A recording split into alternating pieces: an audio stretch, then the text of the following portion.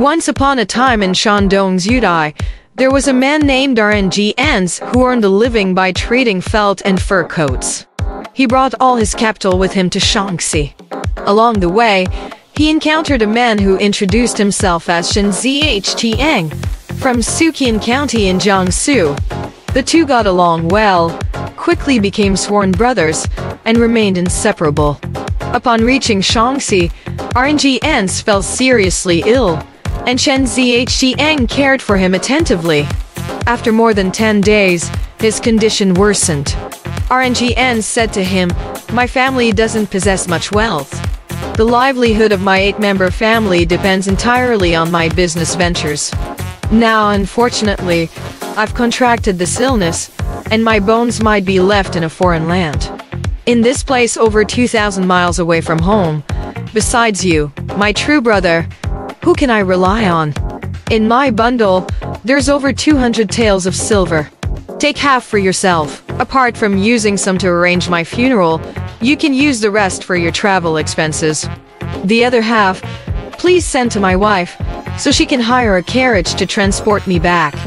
If, my brother, you're willing to personally escort me home, then all the expenses can be covered from my portion." He then wrote a letter to his wife and gave it to Shen Zhiqiang.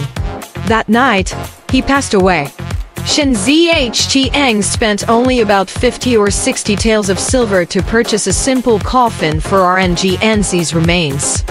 The innkeeper urged him to hurry and take it away, but Shen Zhiqiang made up an excuse, saying he was going to find monks and Taoist priests to perform rituals for his deceased friend.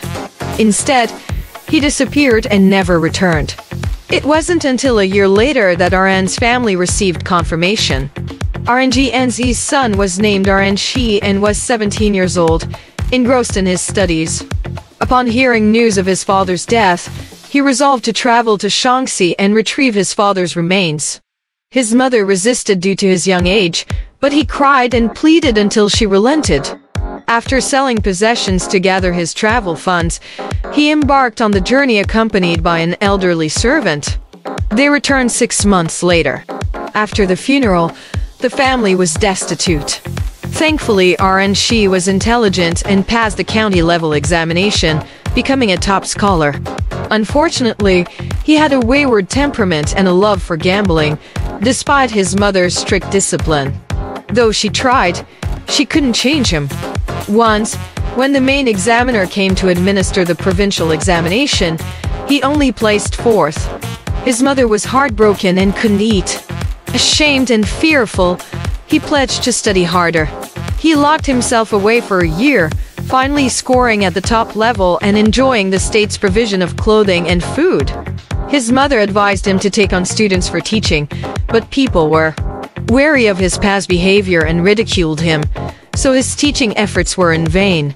Ren Xiu had an uncle named Zhiqiang who conducted business in Beijing.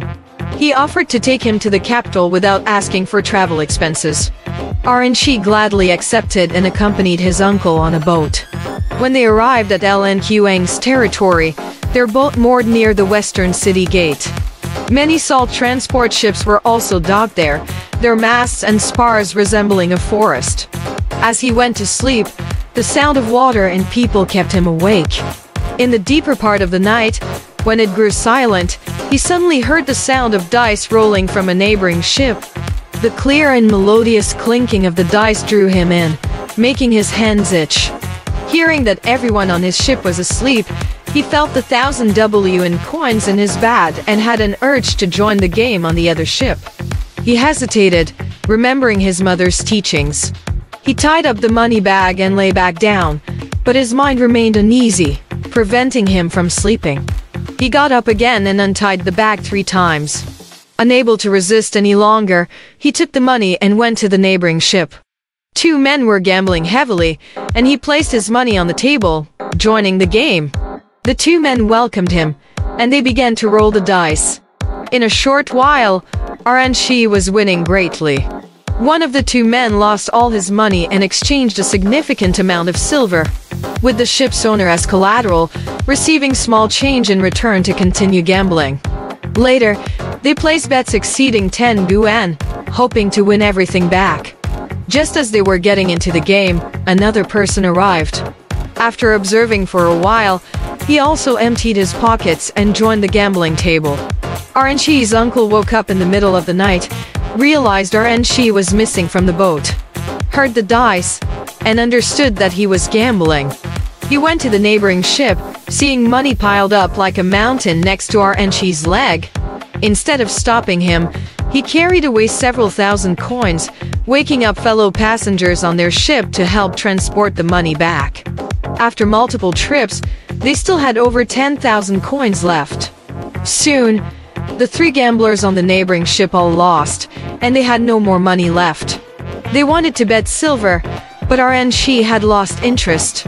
He claimed he would only bet money and not silver. His uncle continuously urged him to stop and return to their ship to sleep. The three gamblers were frustrated, and the ship's owner, desiring tips from gamblers, wanted to continue, so he brought over a lot of money from another ship.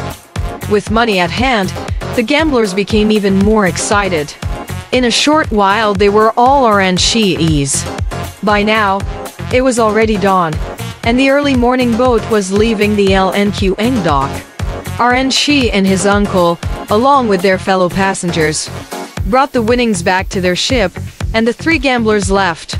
The ship owner saw that the over 200 taels of silver used as collateral were actually ashes from burned spirit money, and he was shocked. He found his way to Ren Xiu's ship and intended to demand compensation for his losses. Inquiring about his name and residence, he realized he was the son of Ren Xiu's, and chose not to pursue the matter any further, blushing with embarrassment. It turns out that this ship owner was Shen Zhang.